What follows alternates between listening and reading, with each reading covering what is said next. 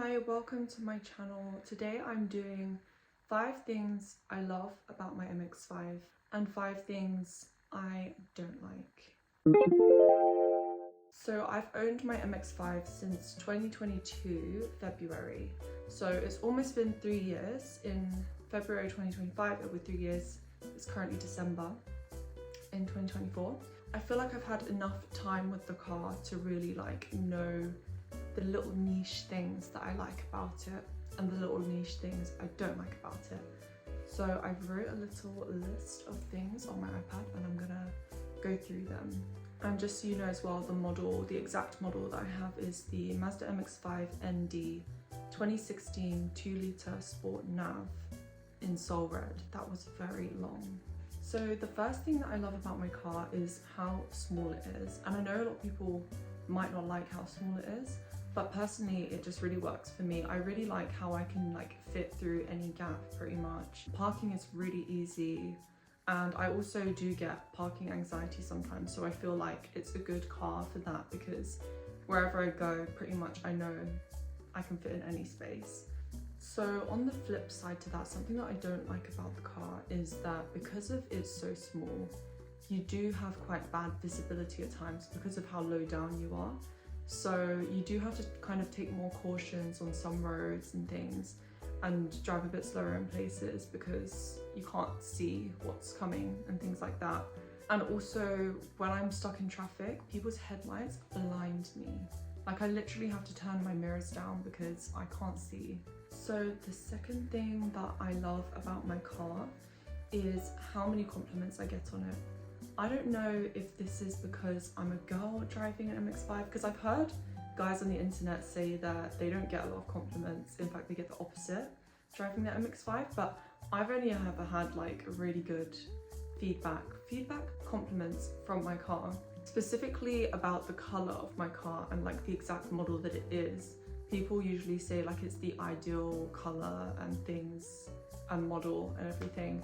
It being the soft top, the soul red. People love that soul red color. So yeah, it does attract a lot of good comments, good compliments. But again, on the flip side to that is that the color itself is quite a delicate color. So I have so many stone chips, it just gets them so easily and scratches so easily. I really need to get it detailed actually. The paint is lovely, but it does come with a little bit of upkeep. So the third thing that I like about my MX5 is how easy the soft top is to go up and down. I can't speak for the RF, but I know with the soft top it is one of the fastest roof contraptions. I've literally been in a car park before putting the roof up and down, and people have come up to me to say how did you do that so quick? I'm gonna try and put a video in of me doing the roof up and down.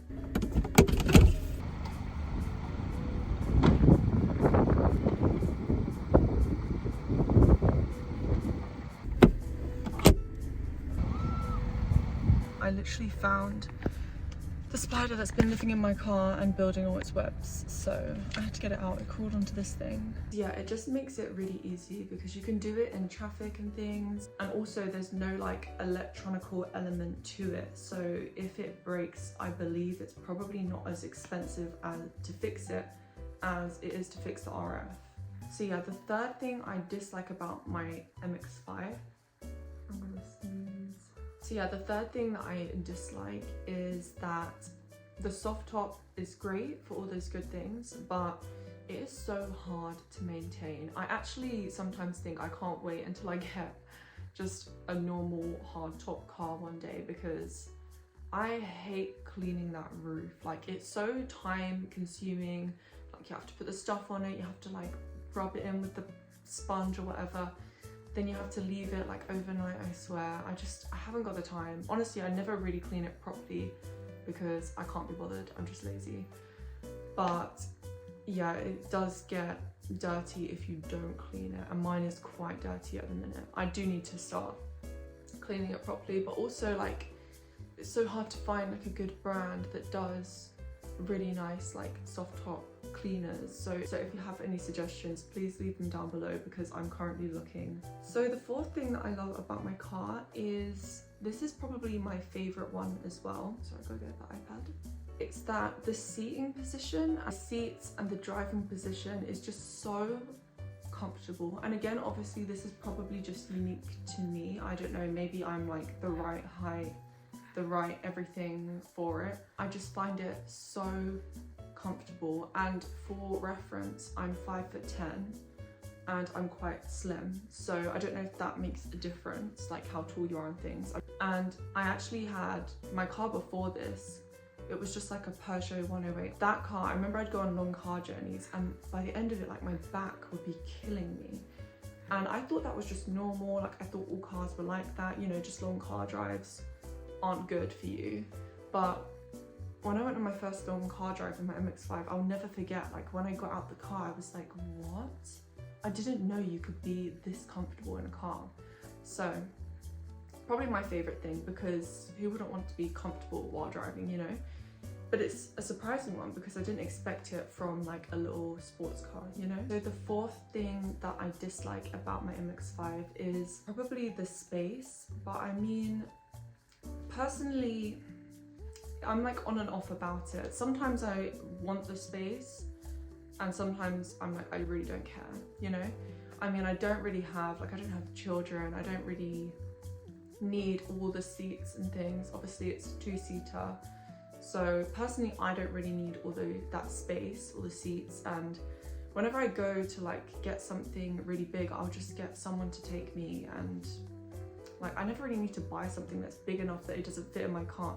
Surprisingly, there's actually a lot of space in the car for things, but like not, you couldn't really take anything big and bulky. So for example, if you want to take someone to the airport, like you can't fit a large suitcase. You can fit a medium suitcase, which I found out, but that is all you can fit. Like you cannot fit anything else in there. So if you've got like a medium suitcase and then like maybe a small suitcase, you can't take them to the airport, which is really annoying. But I don't know, some people might see that as a benefit because it means you don't have to give people lifts. So it just depends how you view it, but sometimes it is annoying. For the fifth thing that I love about my car, it's probably just like a general sort of, it's such a fun car to drive, and at the same time it's just a great daily driver for people like me who don't have kids, who don't, you know, necessarily need the space. Even to the point of like the speakers are actually surprisingly good, and like, yeah, it's like a pleasant experience to drive every day. And then if you want to use it for fun, you can turn the traction control off and you can like have the roof down, and it's just a very fun little car. It's really fun like around the corners and things without having to drive too fast. It's just a great all-round experience in my opinion, and I think value for money, you really get a great experience for what you pay. For someone like me who can only afford to have one car, it's great for the best of both worlds, you know, because it's like a modern car. I find like a lot of the cars that I want are like 90s, like Japanese cars, and it's just not really ideal as your only car, you know? So I personally think this is the closest you can get to that, with having like a modern car still that's practical, has all the things you need. Like when you look at the interior and compare it to like a 90s Japanese car, it's like sports car, it really is quite similar. It has a very similar vibe. Like obviously it's got the modern things like the screen and stuff, but it has a very similar like interior design vibe as the 90s Japanese cars that I want.